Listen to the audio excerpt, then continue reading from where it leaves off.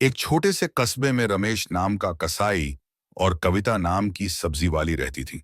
रमेश हर सुबह ताजा मांस बेचता था और कविता ताजी सब्जियां। दोनों का मकसद एक ही था, अपने परिवार के लिए पैसा कमाना।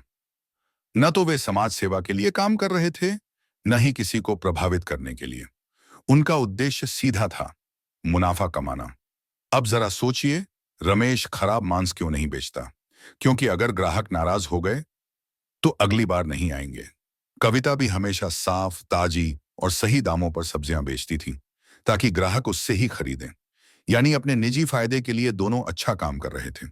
मजे की बात यह है कि इन दोनों की इसी स्वार्थपूर्ण सोच से पूरे कस्बे को फायदा हो रहा था।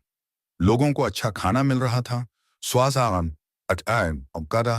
स्वास्थ्य ठीक रहता था और बाजार में प्रतिस्पर्धा बनी रहती थी। किसी सरकारी अधिकारी ने उन्हें ऐसा करने के लिए मजबूर नहीं किया। न कोई नियम, न कोई दबाव। फिर भी वे अच्छा काम कर रहे थे। क्यों? क्योंकि उनका स्वार्थ उन्हें मजबूर करता था कि वे ग्राहकों को संतुष्ट रखें। एक दिन कविता के पास थोड़ा पैसा बचा। उसने सोचा कि इसे निवेश किया जाए। उसने अपने ही कस्बे के एक छोटे किसान के खेत में पैसा लगाया, ताकि उसे मुनाफा मिले। कविता का यह निवेश किसान के लिए एक वरदान बन गया। किसान की पैदावार बढ़ी, मजदूरों को काम मिला और बाजार में सस्ते अनाज की उपलब्धता भी बढ़ी। कविता ने समाज की मदद करने का इरादा नहीं किया था, लेकिन उसके इस कदम से समाज को भी फायदा हुआ।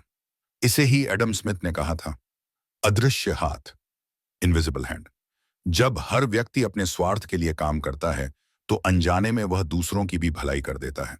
जरूरी नहीं कि यह हर समय सही हो या हर इंसान ईमानदार हो, लेकिन अधिकतर मामलों में जब लोग खुद के लिए मेहनत करते हैं, विशाम को तैपान रहते हैं, तो पूरा समाज आगे बढ़ता है।